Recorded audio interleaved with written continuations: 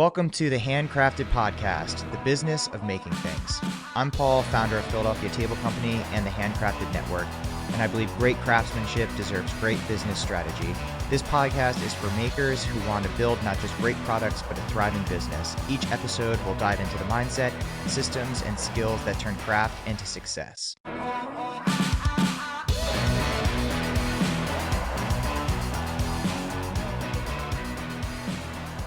Hi guys, welcome back to the Handcrafted Podcast. Just wanted to send a thank you to everybody for listening to this. It's been really, really great growing this thing, getting your guys' feedback. I'm going to do an office hours episode. It was great to comb through the questions, and amazing how thoughtful the questions were too that came in. So I just wanted to say a deep thank you for those of you guys who listen, for those of you guys who have subscribed, for those of you guys who have reached out and connected, all of that sort of stuff. It's really what keeps the wind in my sails for doing this. It was just kind of a test that we're on to episode, I think like 66 or something like that. And I didn't really know what the heck I was doing. I just figured I'd get a mic and saw that there was sort of a gap in the market as far as like people sharing business advice about like making things, because I just never heard of it. I never found any podcasts like that or content like that, because what we do as makers is like very unique. So anyways, thank you so much for listening. I'm going to dive into some of these questions here, and we'll kind of go from there. But also, quick reminder, this podcast is brought to you by, yes, you guessed it, the Handcrafted Network. We are running a special through the end of July. August, we're going to likely turn it off, where you can sign up for a 1-week free trial, see if it's the right thing for you. And again, once you sign up for the group, you'll get prompted to do a phone call with me where we get to chat one-on-one. I'll learn a little bit about you. I'll connect some dots. Hey, maybe you're in New England. Maybe you need to talk to someone so-and-so who lives in New England. And really kind of just like help connect and make the connections. I like to consider myself as like the party host.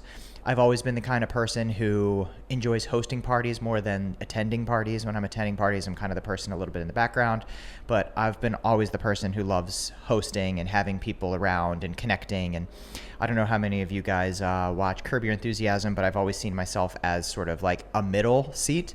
I love kind of spreading the conversation around, letting other people's talk spark inspiration, all that sort of stuff. So that's why I created the network, and now I have the podcast. So yeah, if you are interested in joining, it's paul@thehandcraftednetwork.com if you have any questions. And then below there is a link for you to sign up and start your free trial and all that sort of stuff. So I hope to see you at my party.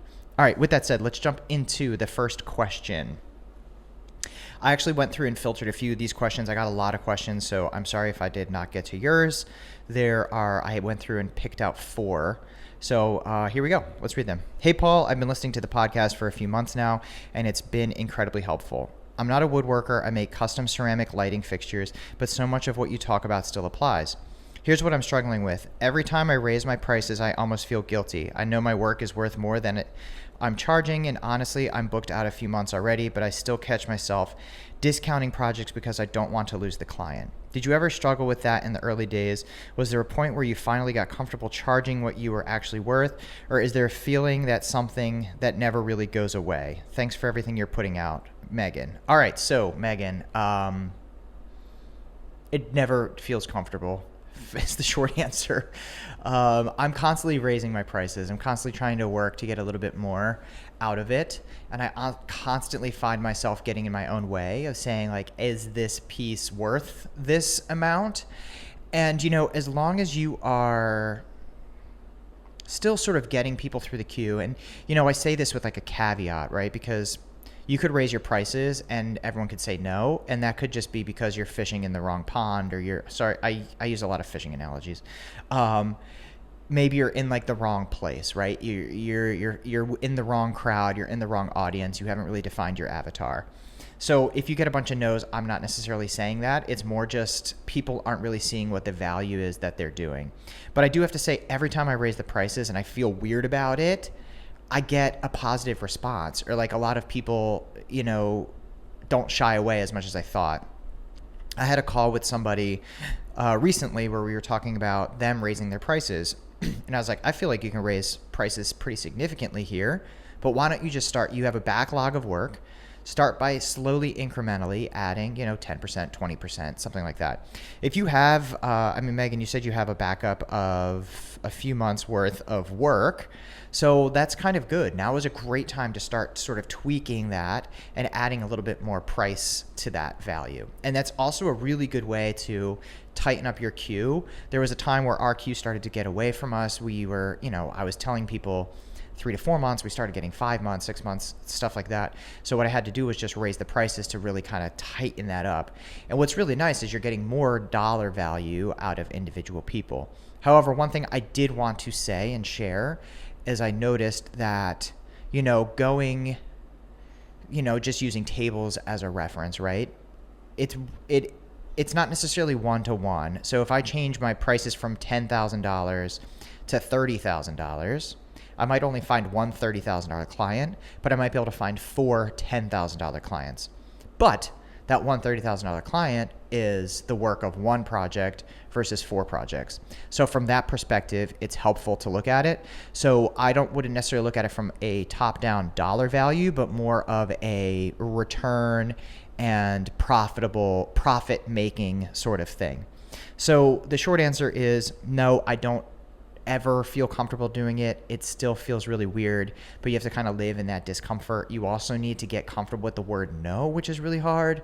I quoted somebody a very expensive table a little bit ago just because I felt like swinging for the fences, and they said no, which put me in a tough spot because I couldn't go back and I couldn't be like, actually, that table that I told you was 20, I can actually sell you for 10. So it's a learning lesson. You're kind of just always fielding it. And to me, pricing negotiation and like kind of talking and selling and figuring this out is a little bit of a dance.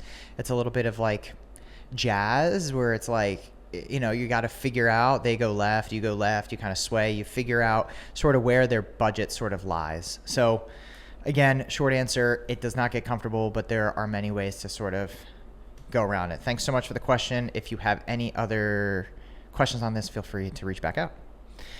All right, here we go. Subject: am I building a business or just buying myself another job? Oh, great question. Hey, Paul, love the podcast. I own a small custom metal fabrication shop with 1 employee, and lately I've been questioning whether I'm actually building a business or if I'm just creating a job that's harder than the one I left.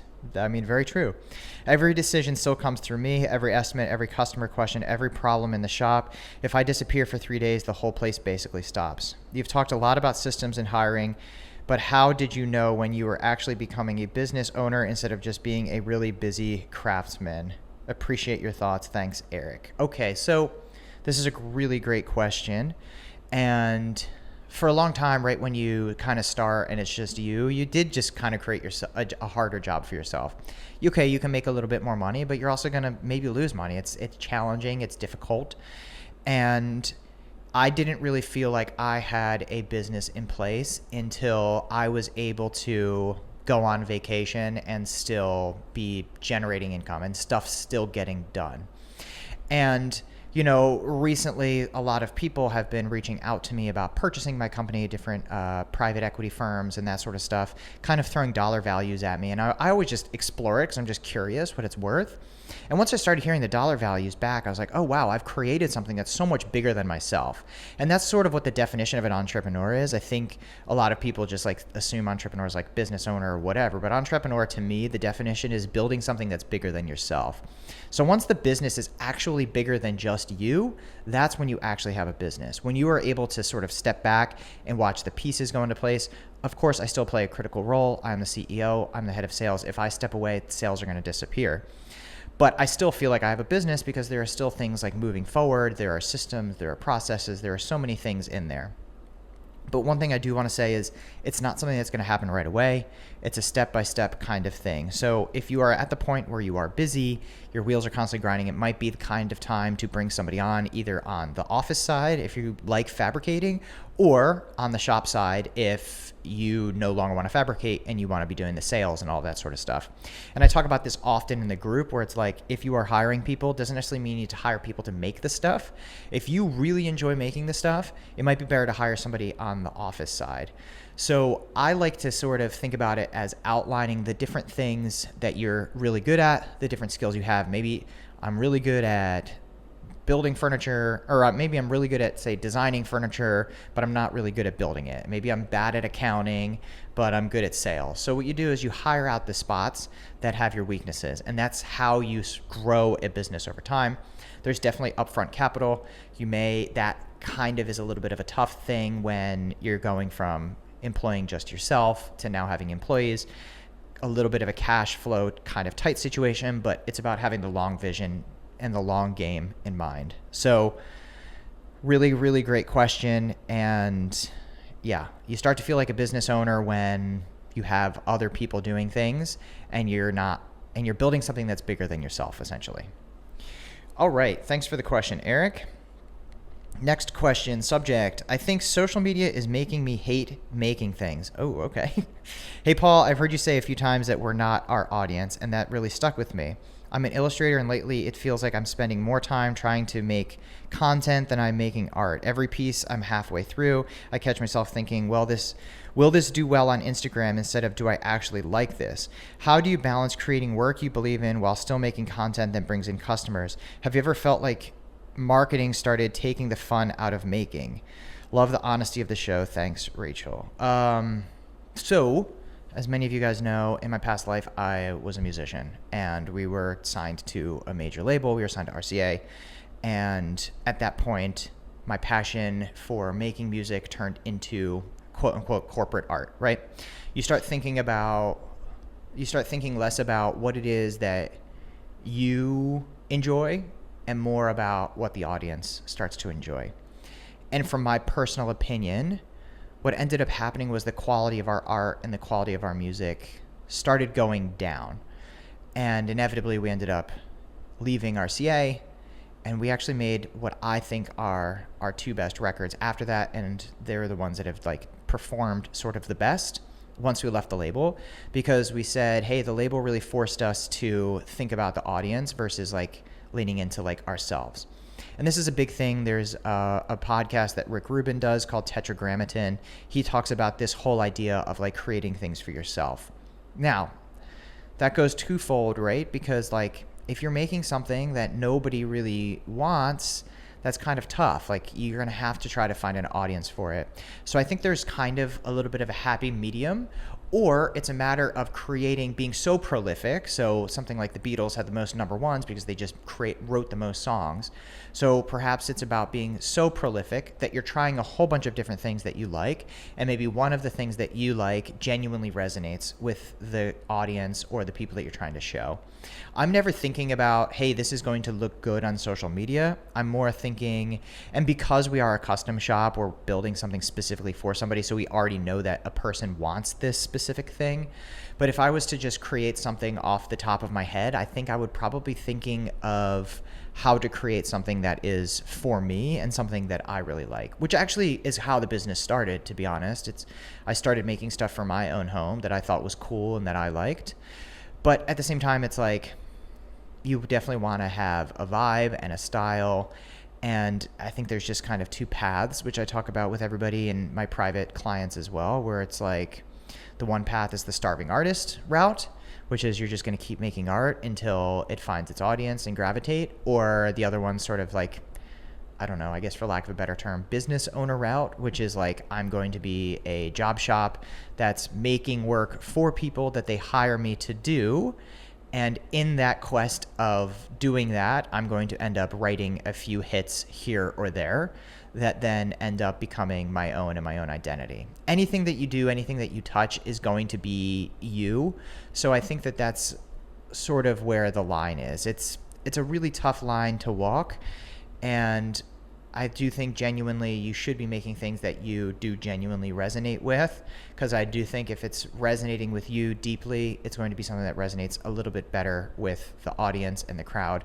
I wouldn't be thinking of things I don't think about how is this going to perform on Instagram. I just post the things that we've made and hope that it does well and hope other people like it. And there are so many times where I take a bet. I go, I'll bet this is going to be amazing. I bet everyone on social media is going to love this. And they don't. And then another thing is I'm going to be like, oh, this is just kind of a lame one, but this is kind of all I have for photos. I'll post it. And then that one does really well. So it kind of goes vice versa. So don't think about specifically that. There's definitely a fine line between the two. Maybe it's a 50-50, maybe it's, 75-25, or like I said, just be so prolific that you're making so many things that you just have an infinite number of shots on goal. Thanks so much for the question, Rachel. All right. Hey, Paul, I've got a question. It's been bouncing around in my head. I make custom leather goods, and over the last year, I've been getting more requests for projects that are outside my niche. They pay well, but they also take forever because I'm figuring everything out as I go. Part of me says yes because I don't want to turn away work. The other part of me wonders if these projects are actually slowing down the business I want to build. How do you personally decide whether to take on a project? Is there a framework you use, or is it mostly gut instinct? Thanks for all the episodes. They've been a huge help. All right, Daniel. So with this, we actually last week, I'm not sure if you listened to the podcast we had last week, maybe that's sort of what this question stems from, is you don't want to niche too soon, but at the same time, if it's something that is slowing down your process and your workflow, then you may not want to do it. So when I'm trying to decide if I'm going to take on a project that's outside our niche is, do I see this being a viable thing moving forward? So just as a random example, we make tables. And if somebody came to us and asked, hey, can you do this case good piece? And the price is right, but I need to buy some new tools. I might consider saying yes, because I might say, okay, this is something that we might do further. So I want to use this as an experiment to say, hey, I'm either going to continue to say yes to these things, or I'm going to continue to say no to these things. So I think it's worthwhile saying yes to some of the stuff and no to some of the stuff. So when you start saying yes, you'll understand, hey, I'm not going to do those anymore, but I'm going to start doing these. The other thing too is if it's something that's outside of what you normally offer, I'm usually pretty transparent about that.